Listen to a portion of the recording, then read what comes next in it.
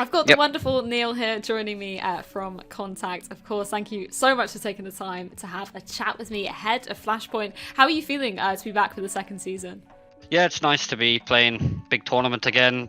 After the first season, we didn't do too well, so yeah, it's nice to be back in a big tournament again. It's going to be very exciting to see how the team's evolved since last time, because obviously you've had a lot of roster changes going on. I was just speaking to Snappi about it. So from your perspective, how has the team kind of been gelling together? How much practice have you been able to have? We changed two players out about a month ago, and the practice has been a bit up and down. We've kind of changed our approach to our whole team, completely different to our last team. We've gone for the youth and the youth hungry kind of type, because the problem after Flashpoint 1 is when we came to this online era, we were like a completely different team. We're more of a LAN team, so like people are a bit like flat in practice and we weren't getting good results.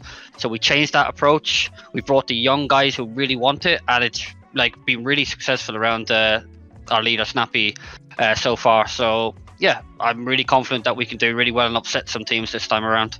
Yeah, when I was just speaking to Snappy, it seemed like he had, a really clear vision himself, being the in-game leader. So obviously you've seen him coming into the team. How has he kind of evolved in his role since you joined back in summer?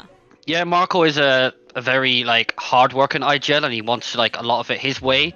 That from all his experience in past teams, he's been in a lot of successful teams. That's why we brought him in, to like bring the young guns to where they should be, right? So he has a good vision of the game.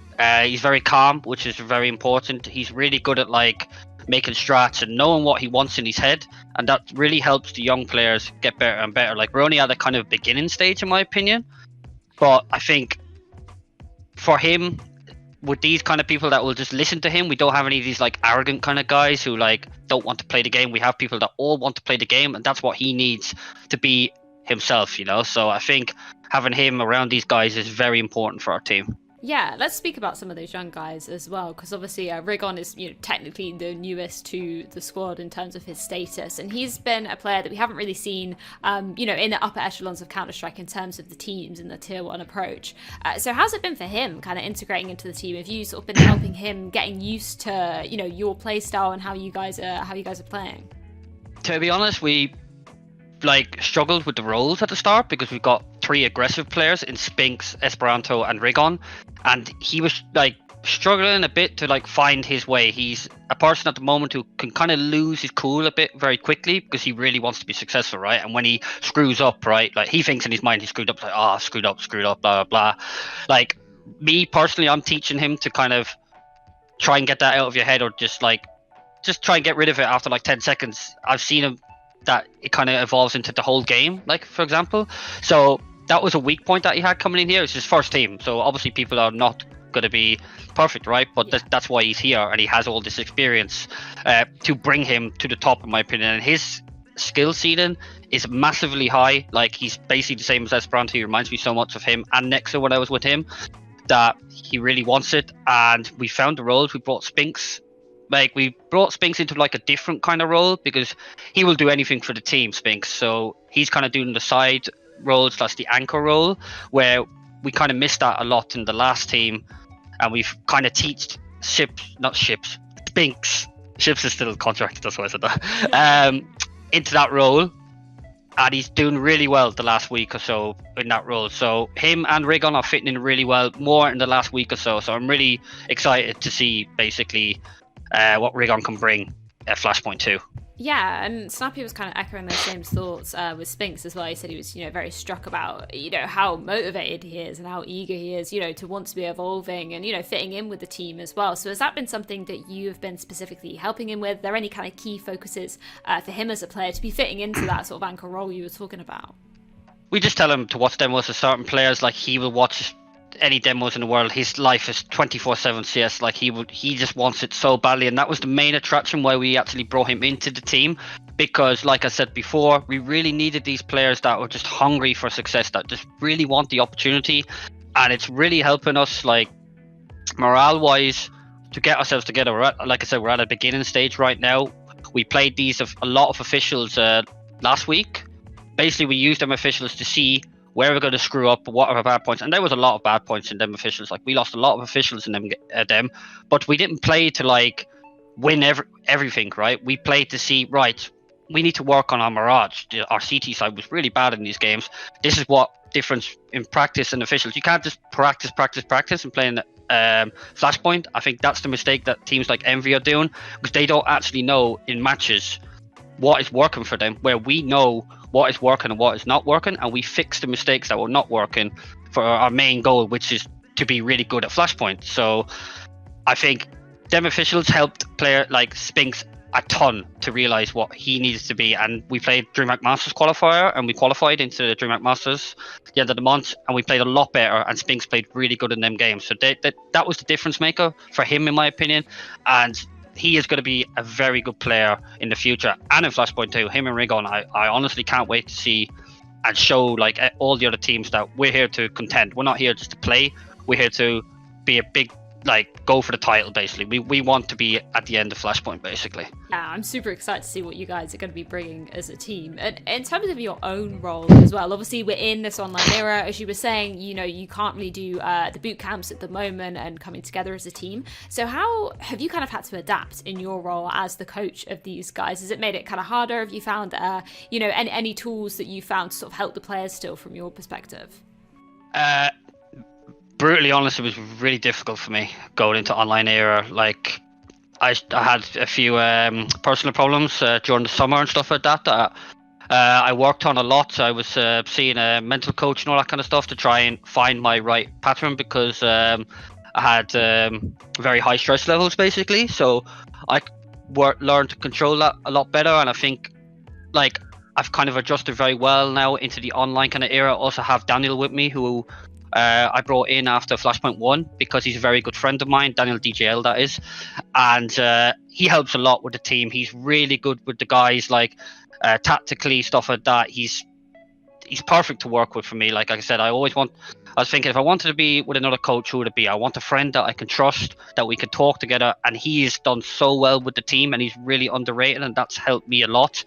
But I feel in the last 2 to 3 months, especially with the young guys, this kind of fits me more. I'm kind of like the hype, energetic kind of guy, people that want it the most.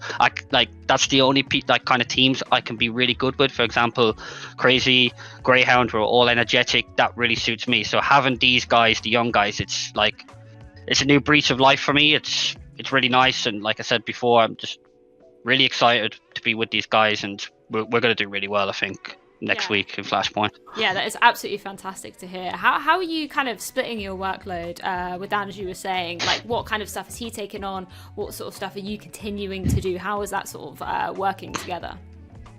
So we kind of have like a unique kind of setup. Like, at the moment, Daniel is on the server to try and bring more to the team, because I want him to kind of transition into that role. I don't want him to be like this background kind of guy. We're doing it together. And for preparation, for example, I know that I have the certain kind of maps that I can read the game really well. So I would do, like, for example, I just Dust 2 Mirage Train, right? So I'm really good at them maps, as I say. So I will always do them maps against any opponents, and Daniel will be good on the maps like Nuke and Overpass. So we know instantly, if we're preparing, that's how we do it. And Daniel is like the king of Overpass. Like, we've played a bit of Overpass. Also, he's really good on Vertigo, so he helps the guys, he's more like he brings them one-to-one on the server, whereas I'm the one that keeps it all together, and the preparation and stuff like that, make sure everyone is ready for the game 100%, basically. So that's how me and Daniel do that kind of way on the coaching part.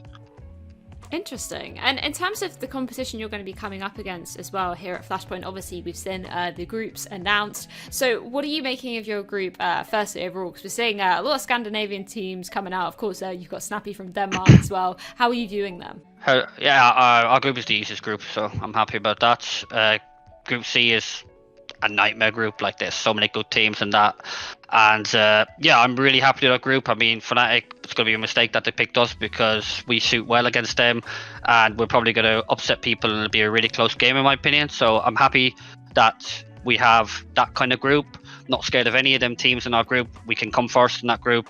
Compared to the other groups, I would not have liked to be in that group C starting off. Like, I think this is the perfect group to get momentum and really get going, because this is a 1 month tournament. So to finish first in that group would be a great start to what we're wanting to achieve in this event. Interestingly, Snappi also said that he felt like Fnatic was a really good fit for you guys in terms of how you guys play. So from your perspective, why is that? Why is a Fnatic a team? You know, we've seen them actually doing pretty well recently. You know, they've come to that boot camp together. I was speaking to them. They said they're kind of feeling it within themselves again. So why do you feel like you're going to be very good at countering them? It's just the way they play. I'm not really going to give too much away. It's just we know how they play, and we know how to counter them, basically. So that's like, for example, I'll give an example that Big and Fnatic are different teams, and we would rather play the Fnatic style than the Big style. That's the most I'll give away on that one. But yeah, the way they play suits us a lot, and we played them actually in CS Summit to qualify for a major, and we lost 2-1, and we were a team of like 5 days, and we did a close game against them. So yeah, I'm really confident to have that team for sure.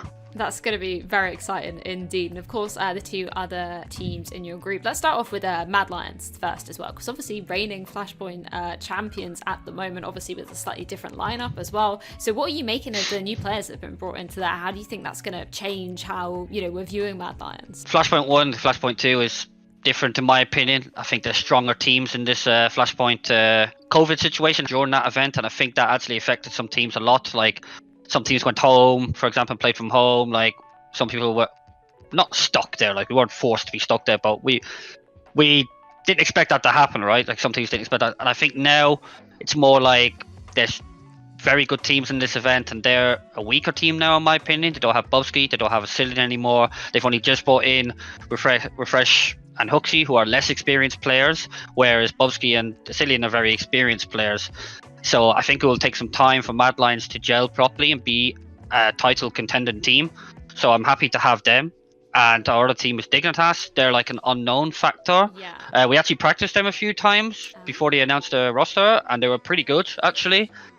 But I get a lot of people. I talk to a lot of people to try and say, "Oh, how's this team? How are they shaping up?" Blah blah blah. And a lot of people told me that they're not very good. So I won't underestimate them. We're in the same boat as them. Why should I be talking and saying that we're great and all that kind of stuff? We haven't proven anything, so we need to prove ourselves as well. And I think they're in the same department as us, like category, you know, than us. So yeah, I'm looking forward to having that group. Like I said, it is the easiest group in my opinion. So that's nice, basically. That's interesting. You said you practiced against Dig as well. What did you make of a couple of the younger players, the newer players that they've got in the lineup? How did you feel like they were integrating? Were they taking on some of the same roles? Didn't get right and existing? I think so. The Swedish guy, he was really, really good.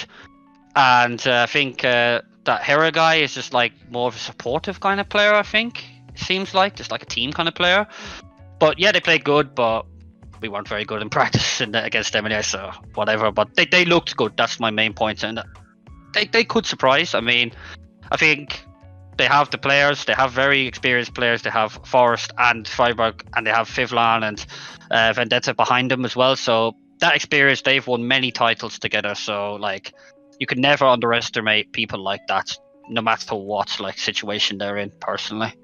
And in terms of who you're viewing in the overall competition, I asked Snappi who he was viewing as his rivals, and he didn't really have one. He said, you know, you hadn't really had that repertoire with any of the other teams, but do you personally have a particular rival coming into this season of Flashpoint? Oh, I want to shut Henry up. He's talking on Twitter all the time. I want us to show it in the game that we're going to do the talking in the game, you know, like if we face C9, we beat them.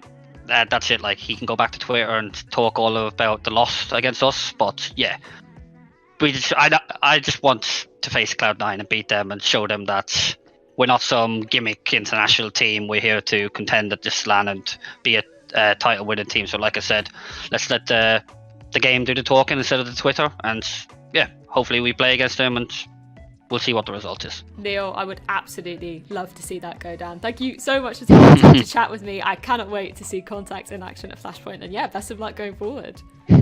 Thank you very much.